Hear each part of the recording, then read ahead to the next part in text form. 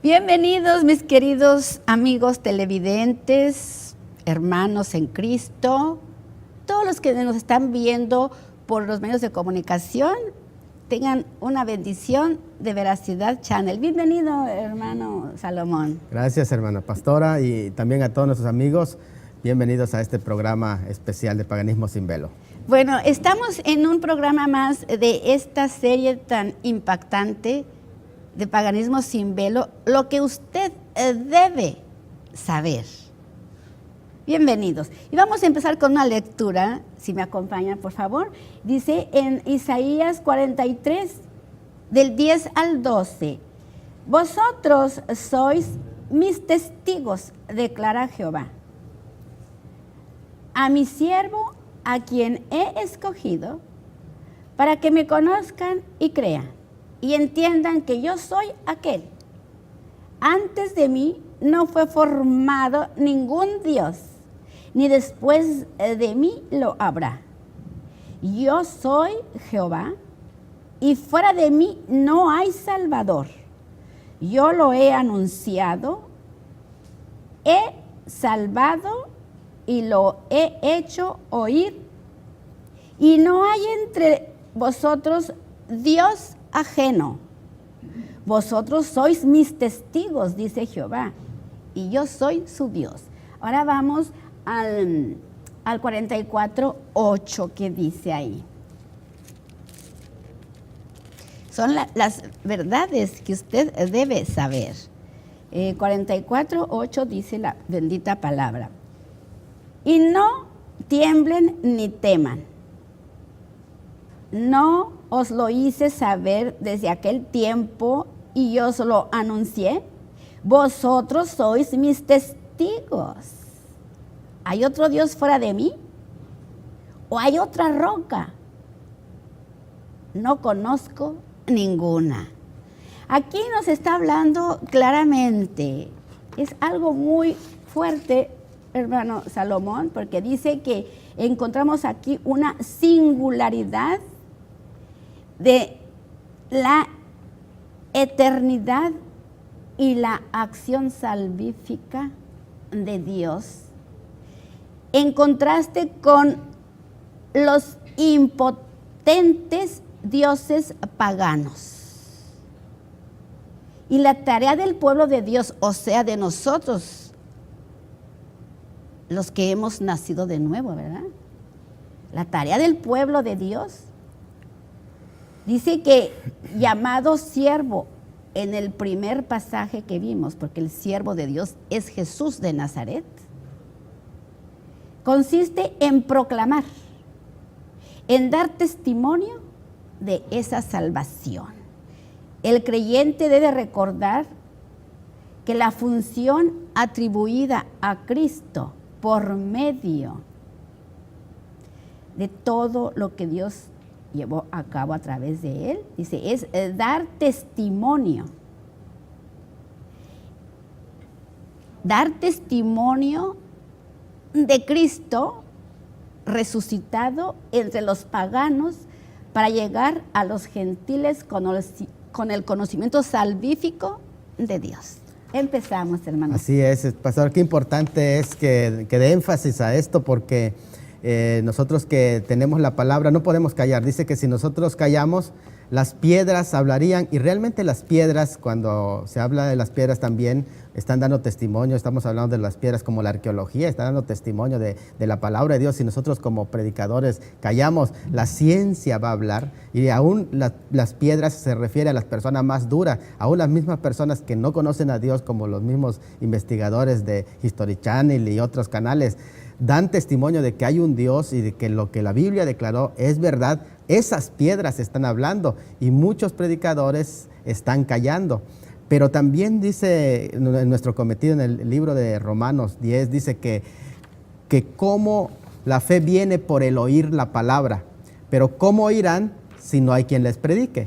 Por eso es que nosotros predicamos, pastora, la palabra de Dios. Exactamente, porque no olvidemos que nuestro México, y si no es que toda América Latina, está bajo un principado muy poderoso. y la función de ese principado poderoso, que es llamado en México la guadalupana, dice que cuál es la intención de ese principado tan poderoso, precisamente cegarle a los hombres el entendimiento. Por eso nosotros como siervos de Dios tenemos que dar testimonio, porque la fe solamente les va a llegar a ellos por la palabra. Por el oír la palabra, Por el oír la exactamente. palabra. Y saber esto, que es el pecado el que nos separa de Dios, es el pecado el que afecta las relaciones.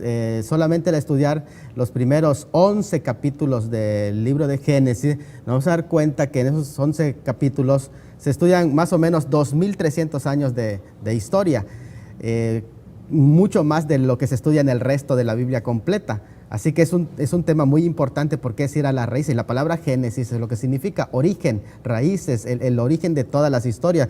Y es ahí en ese libro donde se va mostrando cómo el pecado fue afectando las relaciones. Primero, por ejemplo, en el capítulo 3 encontramos cómo el pecado afectó la relación del hombre con la mujer. Sí. En el capítulo 4, cómo con Caín y Abel se afecta la relación del hermano contra hermano. La segunda caída. Ajá.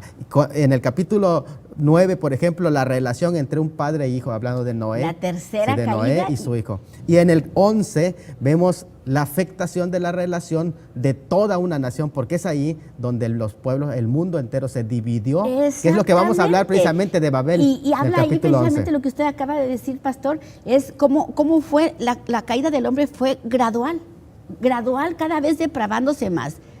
Ya usted ya las nombró, primeramente en el 3, Sí. luego en el 4 con la separación de los hombres, de del los hombre, hermanos. de los hermanos. Luego En el 9 con Noé y su hijo.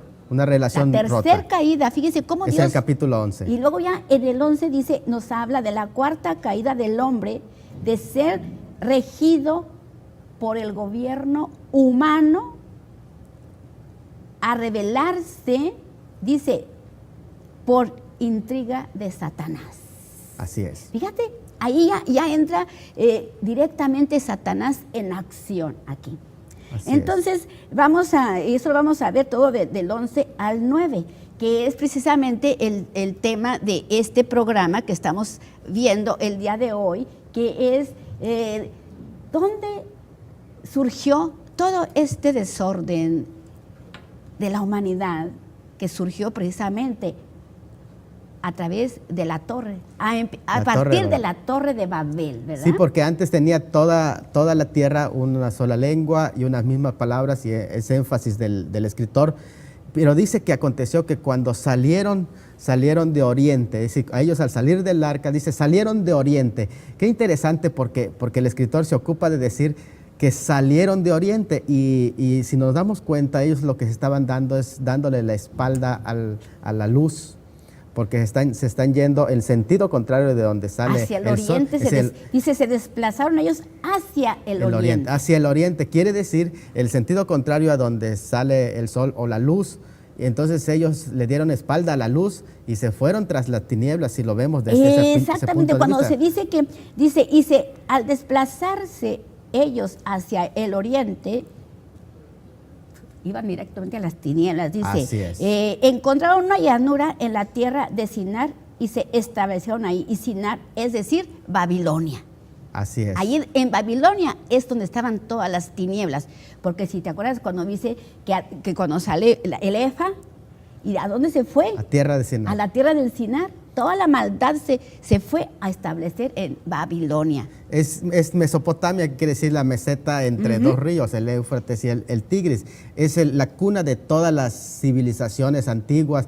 Pero ese es el sitio, pastora, muy interesante, ¿verdad? Porque es el sitio que ellos ubican, como que realmente ellos van buscando ese sitio, porque en ese sitio hay mucha historia antigua que se había sepultado con el diluvio, pero que ellos tratan en la era que ya vimos del paleolítico, del neolítico y del paleolítico, después del diluvio se quedó sepultada toda esa cultura prehistórica. Prácticamente ellos lo que buscan es volver a vivir la historia antigua de los cainitas. Exactamente, de los caídos. ¿Y cómo la pudieron, si en el diluvio supuestamente se había borrado todo vestigio, pero siempre se ha almacenado la semilla de Satanás en la mente humana? Y ahí es donde se ha pasado lo que le llaman en psiquiatría, todo se pasa en el inconsciente colectivo. Toda la información de Satanás está ya en el inconsciente colectivo del ser humano. Por eso hace énfasis la palabra, dice, renuévate en el espíritu de tu mente. Sí, porque todo eso que no se renovaron fue bajando después del diluvio. ¿Por qué? Porque en el arca se estaban llevando muchos elementos que estaban pasando de antes del diluvio hasta después del diluvio. Sí. Recuerden, por ejemplo, pastora, que en el caso de Noé, cuando él sale del arca, dice que plantó Noé una viña. Ahora, si plantó una viña, ¿dónde tomó la semilla? Precisamente, fíjese, pastor, aquí en Así el es. 10 dice que de Noé nosotros aprendimos muchas cosas. Sí. Nimrod enseñó muchas cosas y si me permite, Sí. puedo decir las cosas que nos enseñó Nimrod. Claro que sí. Sí, porque eso es muy importante saber, porque dice en el 10 que de Nimrod hemos aprendido muchas cosas.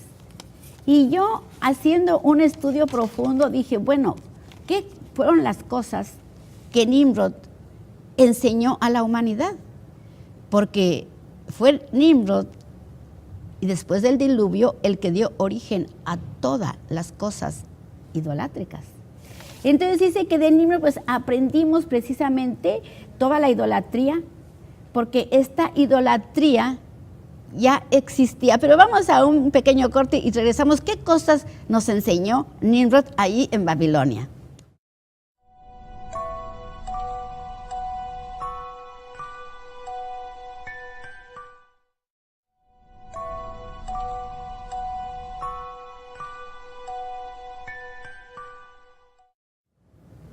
Bueno, y continuamos aquí en Paganismo sin Velo, lo que usted debe de saber. Ahora tenemos, Pastor Salomón, mucha información a raíz de que se ha desarrollado tanto la investigación científica, ¿verdad? Podemos ahora saber muchas cosas que antes no sabíamos. Sí, porque la arqueología nos da mucha pauta, mucha luz para que podamos saber qué cosas practicaron y qué cosas creyeron incluso. Exacto, fíjese que yo investigando, que dice que Nimrod introdujo muchas cosas a la humanidad, porque no debemos olvidar nunca que Nimrod es un personaje real. Y curiosamente encontré, Pastor Salomón, que Nimrod y Semiramis, dice, Nimrod y Semiramis fueron los primeros que edificaron torres. Pero aquí hay algo muy curioso, que Nimrod era un personaje real y Semiramis fue una deidad. Entonces Nimrod tomó el lugar de la mujer, porque dice que humanamente tomó él, se hace pasar por la madre, por la diosa madre con el niño, porque la Semiramis ya no está, esa no está y ni aparece en la Biblia. Pero se ha pasado, el espíritu de Satanás se ha pasado a hacerse pasar por la adoración de la diosa madre. Pero vamos a seguir viendo qué es lo que nos enseña, lo que nos enseñó Nimrod. Dice que, pues primeramente, introdujo muchas cosas con respecto a la idolatría. Y dice que la serpiente es algo de lo que Nimrod introdujo, la adoración a la serpiente. ¿Y desde dónde empezó esa adoración a la serpiente? Dice que empezó en la religión telúrica. Toda esta información viene en un diccionario enciclopédico de las sectas, ¿sí? Entonces dice que la religiosidad telúrica es algo que está relacionado con la tierra, desde tiempos del Neolítico y probablemente también en el arte rupestre del Paleolítico. Entonces, en el arte rupestre se refiere a teriomórfica y epifanía de la suprema divinidad, la diosa Madre Tierra. ¿Cómo ven? Se apareció por primera vez ahí la serpiente como una divinidad, como que era la creadora de todo. Es algo tremendo, pero esto es algo muy complejo porque en ese tipo de teologías paganas, que prácticamente son teologías no solamente inventadas por el hombre. Se llaman religiones mistéricas. De religiones de misterio, ¿no? Existe todo un sistema muy complejo, pastora, porque por ejemplo, en lo que es la serpiente, no solamente va a representar a la tierra madre, en su culto, al culto a ello, ¿no? Aquí lo tengo para ver qué más representa la serpiente. Dice que ahí se apareció la serpiente, pues fue lo que primero se apareció en el Edén. ¿Qué es lo primero que se apareció cuando el hombre formó al hombre, pastor? La serpiente. Así es. La serpiente, ¿sí? Entonces dice que es la diosa Madre Tierra, eso representa a la serpiente. Dice que en las religiones mistéricas se relaciona preferentemente no con la tierra, fíjese, sino con la vegetación. Y con la vegetación, la fertilidad agraria, la fecundidad humana, la salud, la adivinación, la hechicería. Y dice que en algunos misterios, especialmente en el rito de los iniciados, el último rito de los iniciados eran los macedonios, donde venía Alejandro Magno, ¿sí? Y también, por ejemplo, el espíritu que opera dentro de los rituales de adivinación es el espíritu de Pitón, que es decir, el de la serpiente. Pero también, por ejemplo, ya en las prácticas orientales de la nueva era igual se habla de que todo ser humano tiene una especie de una serpiente enrollada en la columna, sí, y que se llama el kundalini, que tienen que despertar. Entonces, todos esos contactos son espirituales. La razón... El espíritu es el espíritu de Satanás. El espíritu de entonces, Satanás. fíjate aquí, lo que sigue diciendo, dice, entonces esto dice que está en todas las religiones mistéricas de los iniciados, ¿sí? Entonces, dice que en esos tiempos, porque de hecho hay decían que era una leyenda, bueno, es una leyenda, pero una realidad, que cuando nació Alejandro Magno, el que... antes de Cristo, ¿verdad? 300 años antes de Cristo, el emperador, 300 años antes de Cristo, dice que para que él, por eso se consideraba como Dios, que porque su mamá se metió al Olimpo y se encerró con una serpiente, y de ahí después salió embarazada de Alejandro, ¿verdad?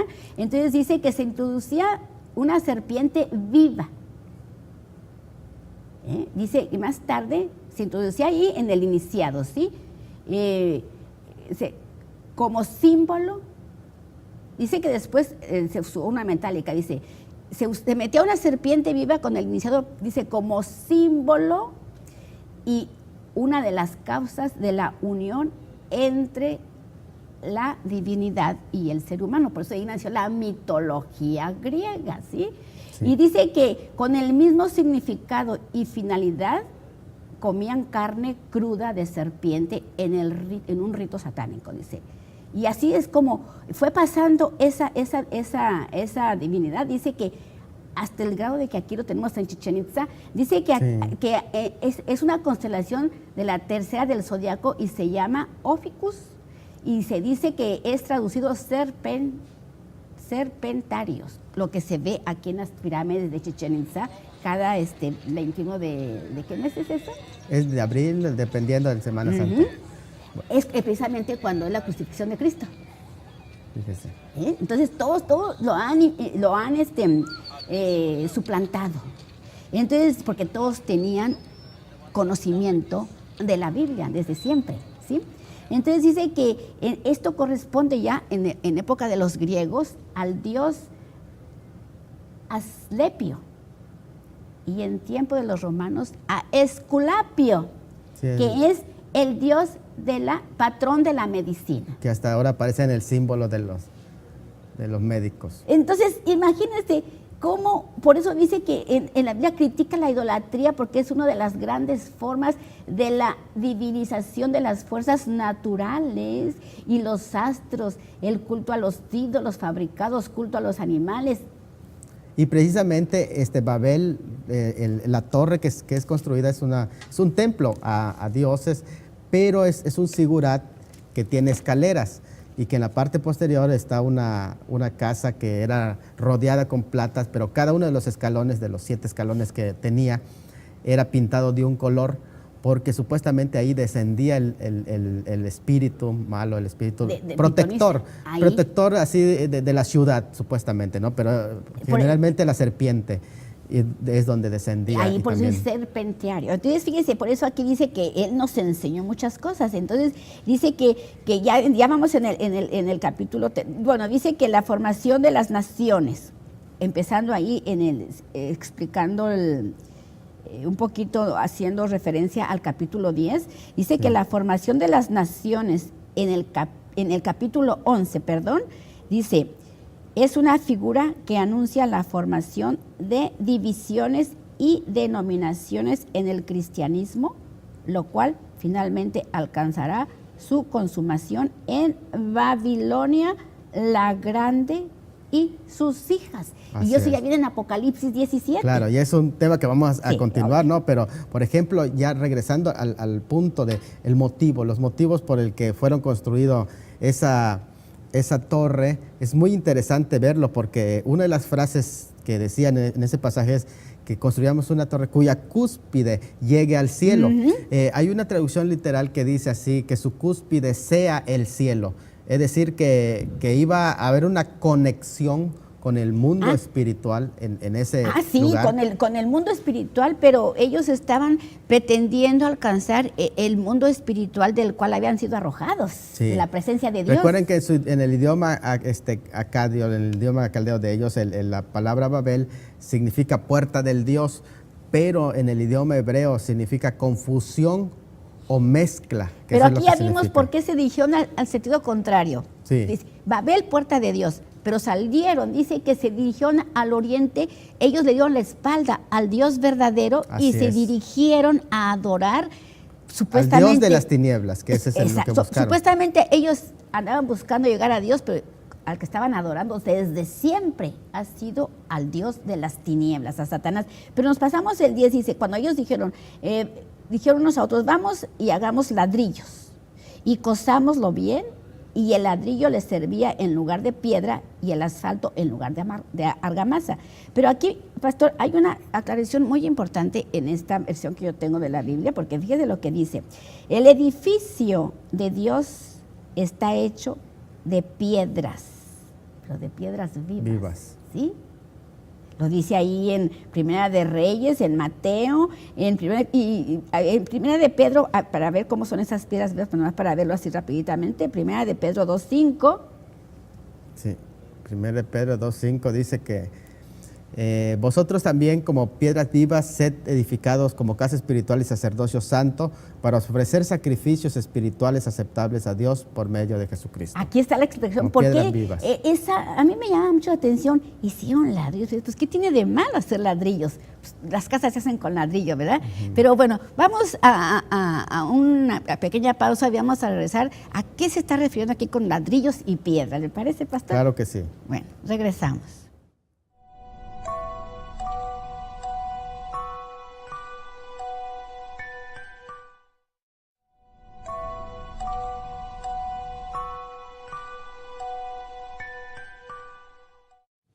Bueno, continuamos aquí en el capítulo 3, Pastor Salomón. A ver, les vamos a lectura. Claro que sí, hermana. Y bueno, pues creo que estamos en el capítulo 11 de Génesis. Exactamente. Capítulo 11. Y algo interesante que aquí estamos viendo es lo que el hombre hace muy lejos del propósito de Dios, porque lo que ellos buscan es ponerse un nombre. Y aquí el nombre realmente tiene que ver con la fama, tiene que ver con lo humano, tiene que ver con su desarrollo materialista, independiente de Dios. Sí, exactamente, y por eso es que ellos se centraron en la construcción de esos elementos de piedra.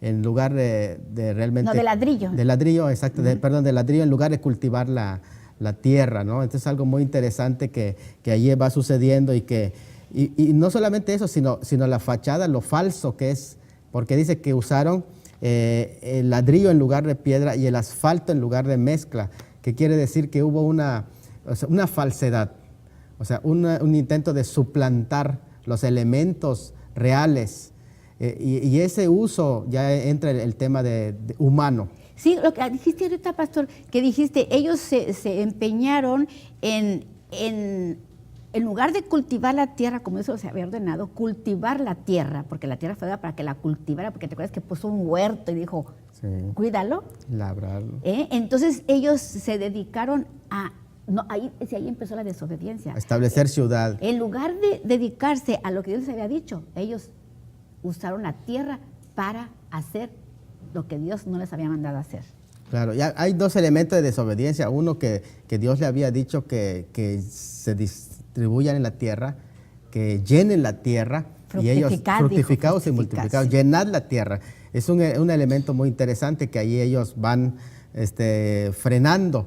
Y el otro elemento también ya es espiritual, que tiene que ver con elementos supersticiosos, porque entran elementos de la mitología. Y es ahí donde estudiamos todo lo que Nimrod dejó, que son las mitologías. Y la palabra mito viene a decir, la palabra es mentira. Significa, mitología es el estudio de las mentiras. Logía es estudio, mitos, mentira. Ese es el estudio de las mentiras. Quiere decir que son estudios de las mentiras que los pueblos han vivido. Ahora, siempre bajo supersticiones y algunos elementos, como por ejemplo, pastor, algo que se llama un símbolo apotrofaico. El símbolo apotrofaico son símbolos que se utilizan como fetiches para contrarrestar las malas vibras, la mala suerte. Una de las cosas los mismos dioses malvados que ellos se crearon, que ¿verdad? ellos se creen en sus mitologías. Ahora, uno de esos a los que ellos le atribuyen muchas como elementos malvados son la infertilidad y la impotencia. Ellos le daban mucho énfasis. Recuerden que el Señor le dijo, multiplicaos y llenar la tierra. La palabra multiplicaos, fructificaos, ya entra la bendición de Dios de la sexualidad correcta. Pero ellos, al inventar mitologías, empiezan ya también a crear esos espíritus como ya el tótem del obelisco, que el tótem del obelisco significa una adoración al falo. Así es, el falismo. Y de ahí viene, recuerden que la palabra pagano, adoración del falo, que quiere es de un símbolo, el falo, como un símbolo apotrofaico, que quiere decir que lo usaban como fetiches para alejar los malos espíritus. Exactamente. Y fíjese que me llama mucho la atención también otra de las investigaciones que estaba haciendo, que dice que el primer obelisco se construyó por Asiria, por Egipto, ¿sí? Sí. Pero en el año 34 después de Cristo se lo trajo un emperador romano, no sé si es antes o después, eso fue después de Cristo, ya estaba no fue antes, porque el circo romano estaba antes, ya estaba hecho antes, ¿verdad? Tengo que corroborar ese dato, pero dice que se lo trajo un emperador romano, se lo trajo a Roma y lo puso en el anfiteatro, ahí en el anfiteatro romano, donde tenían los leones, donde se divertían ellos con los leones y todo eso, y que posteriormente arrojaban a los cristianos ahí a los leones, ¿sí? Pero dice que en el año 1660, esto sí me impactó, un papa romano hizo transportar ese tótem, ese ídolo de 360 toneladas, pedacito por pedacito lo hizo erigir. ¿Y dónde creen que está ahorita? ¿Dónde está, pastor? En el Vaticano. Está exactamente en el lugar más central de la Basílica de San Pedro. Y curiosamente, porque el formato que se tiene no es una casualidad, sino que los expertos, y como lo podemos ver, por ejemplo, en las imágenes. De una vista helicóptera, ¿verdad? Sí, aérea. Es precisamente del falo y también de una vagina. Entonces, tiene es algo un tremendo simbolismo totalmente satánico. Pues esas son las cosas que el hombre aprendió de Nimrod. Son símbolos apotrofaicos, es decir, están ahí como fetiches. Ahora, eso está, pastora, por ejemplo, los arqueólogos lo encontraron en Pompeya, que estaban en todo, los elementos del falo estaban en todo, hasta en vasos, en las puertas de sus casas, en donde quiera. y el obelisco precisamente eso es lo que representa. Usted si usted no ha ido a Europa, yo he ido a Europa y en cualquier capital importante de Europa, el obelisco es lo que sobresale siempre en las plazas. Siempre sobresale ahí el obelisco. En París, donde quiera, en cualquier ciudad. Entonces, bueno, sigamos aquí. Pero es importante eso que usted dice, pastora, porque, por ejemplo, en el libro de Génesis, cuando se dice que él hizo que al pueblo levantara una torre en la ciudad de Babel, porque lo importante allá es la ciudad, pero la torre también jugaba un papel importante, tanto que algunos le ven tanta importancia a ese elemento de la torre que se olvidan de la ciudad, pero la torre sí jugaba un papel importante porque era un símbolo espiritual para ellos tremendo. Ahora, esto nos lleva a pensar... Pues que también porque cuando esa cúspide también decían que ellos estaban adorando al dios Sol. Acuérdate que ellos son adoradores de los astros. Y muchos elementos, cada uno le da el significado, ¿verdad? Eso me lleva a pensar que, por ejemplo, en los grandes países, en las grandes ciudades, siempre hay elementos que el hombre busca su nombre, que sobresalga, pero no solamente su nombre, sino que también le da elementos místicos. No, es que por eso dice religiones misterias, mistéricos, ¿verdad? Exactamente. Todo es misterio porque ellos tienen toda una connotación espiritual, pero una connotación espiritual del espíritu precisamente de Nimrod. Exactamente, y están distribuidas en muchas cosas. Por ejemplo, en España el monumento al ángel caído, que por cierto a 666 pies de altura, y que es el mismo que está en Roma. Y es también otros monumentos que se han erigido con ese mismo sentido. Por ejemplo, no vayamos muy lejos. Aquí en nuestro país, ¿de qué podemos hablar?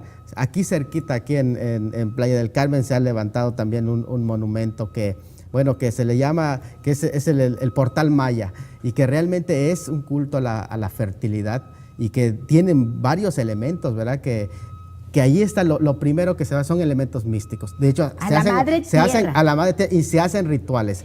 Y de hecho dice que es un monumento dedicado a los ancestros espíritus mayas. Claro, mire, acordémonos que la adoración a la diosa, a la gran diosa madre, es nada más ni nada menos que la adoración a la madre tierra, a la diosa tierra, que es la misma serpiente, que es el mismo Satanás. Así es. Y otros, por ejemplo, en Ciudad del Carmen está la Estela Maris, que es, aquí fue un boom porque en el sentido de que el mismo gobernador fue en la inauguración, ¿no? Porque está hablando de que hay cultura, pero realmente no, porque es un ídolo que se levantó, que es la Virgen del Carmen. Entonces realmente estamos entendiendo de toda esta mezcla, cómo se va dando. La idolatría. Sí, la idolatría. Como vamos analizando los versículos, ahí nos va a llevar dónde empezó la idolatría. Entonces, precisamente, como todo tiene un sustento bíblico, dice aquí la explicación del versículo que está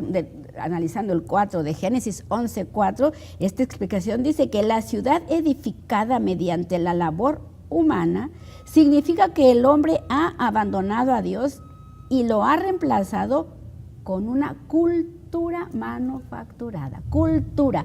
Por eso la cultura, dice, Dios no es ninguna cultura, ¿verdad? Y dice que ellos edificaron la torre con el propósito de hacerse un nombre y declararse en rebeldía y oposición a Dios. Dice, cuando el que Abraham edificara un altar e invocara el nombre de Jehová, mencionado en el capítulo 12, claramente dice que se halla en una oposición a esta torre. Él edificó un altar. Dice que nada tiene que ver con lo que se hizo en Babel, porque a veces lo quieren relacionar, pero nada tiene que ver ese, ¿sí? Sí, porque se hacían en los lugares altos, eran los lugares ceremoniales para los idólatras, porque eran puntos para ellos de contacto místico o espiritual, que siempre buscaban misterios. De misterios. Religiones mistéricas. De misterio. En el caso de Abraham no estaba no tiene nada que ver ese punto. Además, cuando se estudia el Génesis, el capítulo 10, 11 y 12, se da cuenta que Abraham estaba dentro de las minorías que no concordaban con la filosofía de Nimrod. Eran las minorías. Aquí lo vamos a ver también, sí. Fíjese, que precisamente cuando Dios le habló a Abraham, Sí. él sí también practicaba, pero él se tuvo que deshacer porque cuando llegó Arán él ya era otro hombre. En cambio Noé, vemos que Noé no dejó de practicar las cosas porque fue y cultivó una viña. Estamos aquí viendo la diferencia, porque en el diluvio no se rompió con todo. Y ya después con Abraham, ahí sí empezó otra vez la nueva generación, ¿verdad? Entonces dice que según lo registrado en la historia, así como la evidencia arqueológica, dice que la ciudad y la torre de Babel estaban llenas de nombres de ídolos. O sea que ¿de dónde vinieron esos ídolos? Y vamos a regresar después de esta pequeña pausa. ¿De dónde vinieron? ¿Sí?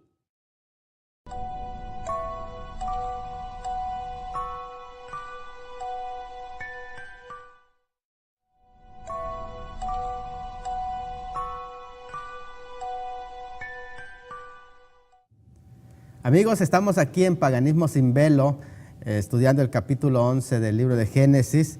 Y ya estamos en el versículo 4 que dice de esta manera: y dijeron, vamos, edifiquemos una ciudad y una torre cuya cúspide llegue al cielo y hagámonos un nombre por si fuéramos esparcidos sobre la faz de la tierra. En realidad ellos sabían que no estaban actuando bien, ya de antemano ellos incluso no querían sujetarse, sabían que eso les iba a traer consecuencias y por eso dicen, por si fuéramos esparcidos. Sí, es sí, decir, sabían, de que ya sabían. Conocían que estaban rebelados contra Dios. Exactamente, sí. Entonces, pero lo que ellos querían hacerse es un nombre. Y esa frase, hacerse un nombre, aquí es donde comienza, pastora, el punto de inicio de la idolatría. Exactamente. ¿Por qué? Porque el hecho mismo de erigir una torre, ya de antemano es un elemento cultico, es un elemento religioso, es un elemento místico.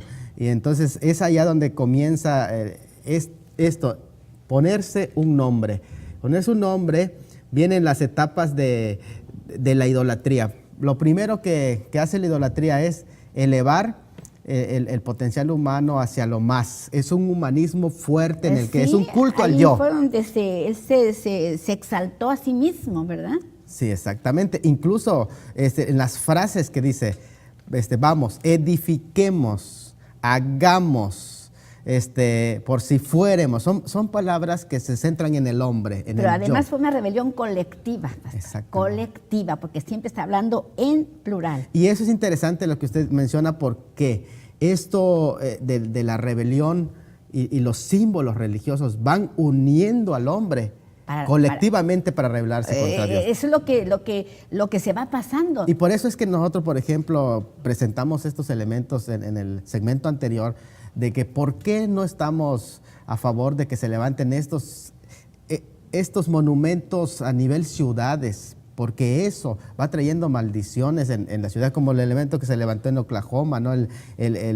Ese monumento al diablo que se levantó precisamente ese lugar. Entonces son cosas que traen maldiciones a la rebeldía, pues la rebeldía colectiva contra Dios. Exactamente. Y la Torre de Babel sí es un juicio de parte de Dios, pero es un juicio que viene a un tiempo. Yo me refiero a que si esto se hubiera avanzado más tiempo y Dios no hubiera juzgado en ese momento, el juicio iba a ser mayor porque la rebelión iba a ser todavía mayor. Claro, porque dice aquí en esta pequeña explicación, dice que toda esa rebelión colectiva de todo linaje humano, dice, de todo linaje humano en contra de Dios, instigado por Satanás.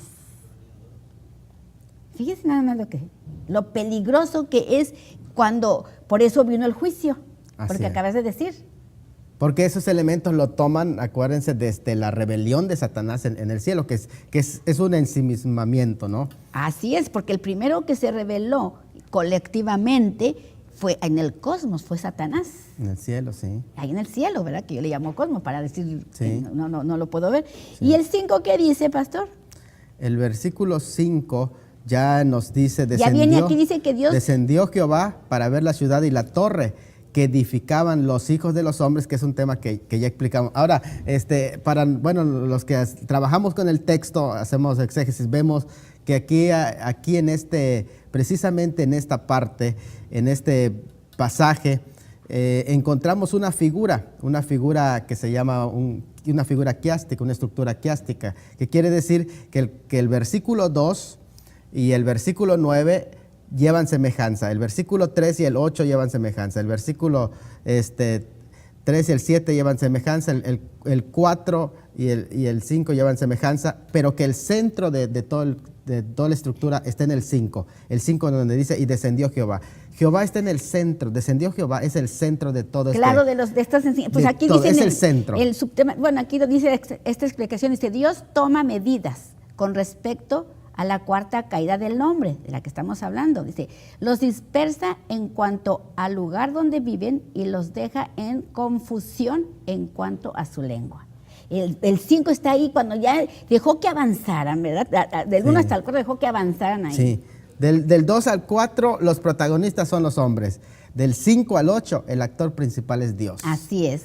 Y es que aparentemente Dios deja correr las cosas, pero Él tiene todo su tiempo. Hay un control en todo lo que sucede. Claro, porque lo que leímos al principio dice, no conozco otro Dios, no conozco a ningún fuerte, dice, ¿verdad? Dice el pasaje. Y todo tiene su tiempo. Incluso, pastora, hablando del futuro de Babel, ya en el capítulo 17 de Apocalipsis, dice que hay un tiempo en que Dios va a juzgar a Babel. A veces nosotros los seres humanos nos desesperamos de qué pasa, por qué Dios no actúa, o Dios nunca va a actuar y el hombre se burla de Dios en este momento. Pero Dios tiene todo en su tiempo y en su momento en el que va a actuar. Claro, dice que Él tuvo que bajar, ahí en el 7 dice que, bueno, el 6 dice, y dijo Jehová, he aquí, son un solo pueblo y todos tienen una sola lengua. Ahora, ese versículo me llama mucho la atención, porque dice así, y dijo Jehová, quiere decir que hubo un consenso celestial. Sí, dice aquí que hubo, dice que aquí descendamos, dice, esto denota un sujeto plural. Indica que Dios fue Dios triuno. Sí. Ahí estaban las tres manifestaciones de Dios. Ahora, quiere decir que esto era tan importante. Ya para que haya un consenso en la Trinidad, en todo lo que estaban haciendo, quiere decir que la maldad que estaban llevando a cabo era tan grande. Ahora, nos preguntamos todos, pastora, ¿qué pasa con las decisiones babelianas, porque de confusión que vive nuestra sociedad? Por ejemplo, cuando los congresos deciden cosas que están completamente apartadas de la palabra de Dios. Cuando los concilios, vamos a decir los concilios. O los concilios. De los grandes líderes religiosos. Tanto religiosos como políticos, sí, ¿verdad? Pero pues nosotros aquí estamos hablando de la religión moral que rige al hombre. Pues imagínense todos esos concilios que hacen tantas personas en favor basados en la Biblia, pero en cuál vez, y es puro de hombres. Así es, y es donde dice uno, ¿qué piensa Dios de esto? Y si hay un consenso de Dios, dice, descendamos. Descendamos, dice aquí claramente, dice que Él vino aquí como Dios triuno. Para no decir Trinidad, porque luego con la Trinidad dice, no, que habrán tres dioses, triuno, ¿verdad? Triuno. Porque muchos están ahí confundidos porque la palabra Trinidad no representa, en la Biblia no viene, ¿verdad? Vamos a abstenernos un poco de decir esa palabra para que nuestros oyentes no se confundan. Okay. ¿Sí? Entonces, fíjense, hermano, cuando dice descendamos y confundamos su lengua. Aquí Dios mismo en persona va a encabezar este juicio, porque es un juicio en cierta forma. Él mismo va a estar presente y ellos tal vez esperaban otras manifestaciones, pero el que se manifieste y el que desciende es Dios. Así es, Dios triuno, fíjese. Entonces dice, ¿por qué descendió? Dice, a fin de impedir. Dice, sí, a fin de impedir que la humanidad rebelde formase una alianza en oposición a Él. Porque siempre hay un remanente. No toda en esta actualidad, pastor, no todos están unidos en rebelión contra Dios. ¿Estamos de acuerdo? Así es. No todos. Entonces dice que Dios la juzgó mediante la división y la confusión. En lo referente a su vivir, la humanidad fue dispersada, dividida, sin poder ya vivir reunida en un mismo lugar. Y en lo referente a su lenguaje, la humanidad quedó desorientada, confusa, sin poder hablar más un solo idioma. Así es, no solamente en el sentido de las palabras, ¿no? Gramaticales, sino también aquí el término va a incluir de muchos elementos, ¿no? De todo, en todo. En todos los aspectos como religioso. Espiritualmente se confundió porque todos dicen, ahora andan siguiendo espiritualmente, siguiendo doctrinas de demonios, escuchando doctrinas de error. Quedó todo confundido, dice que se confundió toditito, dice, porque ya no tenía ningún entendimiento él. En ese momento, cuando fue disperso, no tenía ningún entendimiento ni las mismas opiniones, y ya cada quien andaba por su lado, dice. Entonces dice, en constante con ello, el contraste dice, en la venida de Cristo, en la vida de la iglesia, de la verdadera iglesia de Cristo, ahí es donde se restablece la unidad. Así es. En la verdadera. Donde debería de establecerse la unidad. Ahora, por eso dice la verdadera. Así es. Ahora, hay un punto interesante cuando uno rastrea, pastora, el final de Babel, porque los hombres ahí se reunieron y fueron dispersados. Ahora, en su misma rebelión, esa confusión, al final del tiempo, ellos se van a reunir, toda la confusión que pueda existir religiosa y demás, se van a unir para formar un solo imperio contra Dios, y se vuelve a escribir Babel. Y eso es lo que se llama el nuevo orden mundial. Y va a acarrear eso, ¿qué cosa? El juicio de Dios. O sea, Dios va a hacer el consenso y va a descender, y por fin va a establecer ya su reino el Señor Jesucristo. Sí, pero ¿verdad? Aquí una cosa, pastor, que hay que hacer énfasis. Dice que se vuelve a restablecer la unidad en un mismo espíritu cuando en Hechos 2, del 5 al 11, ahí vemos.